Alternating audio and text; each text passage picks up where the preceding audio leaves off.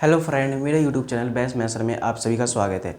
आज की इस वीडियो में हम क्लास 9th का चैप्टर नंबर 1 संख्या पद्धति के एक्सरसाइज 1.3 के क्वेश्चन नंबर 6 को देखते हैं। चलिए शुरू करते हैं।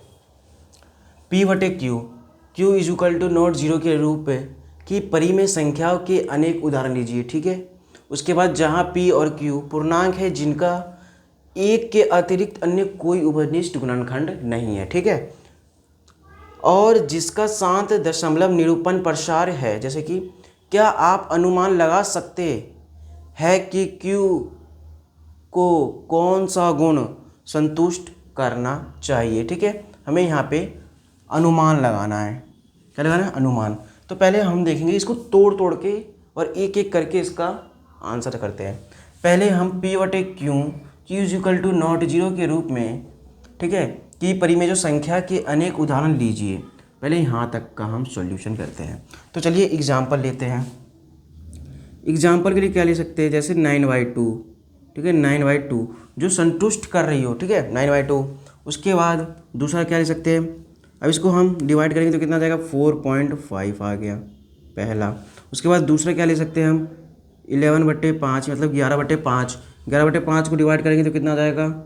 2.2। ठीक है। उसके बाद तीसरा क्या ले सकते हैं हम? 23/10 यानी कि 2.3। ठीक है, हमने यहाँ पे एग्जाम्पल ले लिया। ठीक है। अब उसके बाद देखेंगे कि अब क्या कह रहा है ये, जहाँ P और Q पूर्णांक है। हाँ, P और Q हमारा क्या है? पूर्णांक है। आपको मैंने ये इंट्रोडक्शन में बता दिया। ठीक है। उसके बाद एक के अतिरिक्त अन्य कोई उभयनिष्ठ गुणनखंड है। इन दोनों में देखो, एक के अतिरिक्त कोई उभयनिष्ठ गुणनखंड है? नहीं। इसमें भी देखो और इसमें भी देखो, नहीं है ना। ठीक है, फिर यहाँ तक भी हो गया हमारा।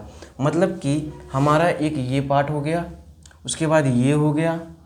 ठीक है। अब उसके बाद देखते हैं जिसका शांत दशमलव निरूपण है। जिसका शांत मतलब कि जो हमने डिवाइड करके निकाला है वो शांत है, बिल्कुल शांत है। देखो, ये भी शांत है, ये भी शांत है और ये भी शांत है। ठीक है। अब उसके बाद देखेंगे, क्या आप अनुमान लगा सकते हैं कि Q को कौन सा गुण संतुष्ट करना चाहिए?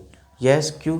क्योंकि देखिए यहाँ पे जो हमारा 4.5 है, ठीक है, और ये हमारा 2.2 है और ये 2.3 है। ये तो हम ये देख रहे हो कि अब संतुष्ट कर रहा है। ठीक है। अब यहाँ पे देखिए जो हमारा Q का मान क्या लिया हमने? पहले 2 लिए, फिर उसके बाद 5 लिया, फिर उसके बाद 10 लिया। यानी कि जो हमारा Q इज इक्वल टू जो होना चाहिए, एक तो 2 होना चाहिए, एक 5 होना चाहिए, या फिर 5 × 2 का गुणनफल होना चाहिए। ठीक है। अब हम यहाँ पे क्या करेंगे? अब इसका आंसर देंगे। हम लिखेंगे परिमेय संख्या है, जो परिमेय संख्या है। ठीक है। अब हम इसमें क्या देखेंगे? जो हमारा P बटे Q के रूप में परिमेय संख्याओं के अनेक उदाहरण लीजिए। हमने पहला कंडीशन को समझ लिया। अब उसके बाद दूसरा पूर्णांक है जिसका एक के अतिरिक्त अन्य कोई उभयनिष्ठ गुणनखंड नहीं है, ये भी हमारा हो गया। और जिसका शांत दशमलव निरूपण प्रसार है।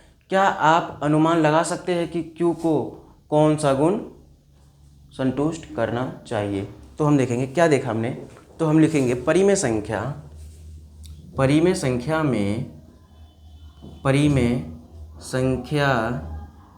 में Q का मान 2 व 5 या दोनों